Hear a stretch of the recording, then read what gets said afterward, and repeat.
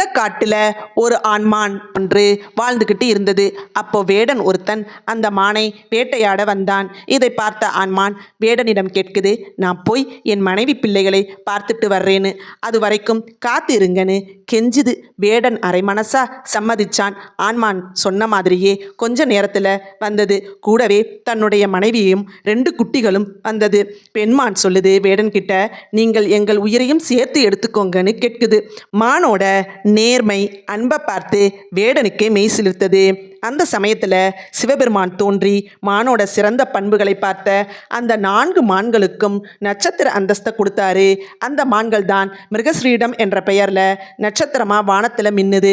நல்ல பண்புகளான வாக்கு தவறாமை, அன்பு, நேர்மை என இருந்த மானுக்கு நட்சத்திர அந்தஸ்து கிடைச்ச மாதிரி மனிதனாகிய நம்மளுக்கும் சிறந்த பண்புகளோடு இருந்தால் ஒரு நாள் நமக்கு வாழ்க்கையில் நல்ல அந்தஸ்தும் நன்மையும் கிடைக்கும்.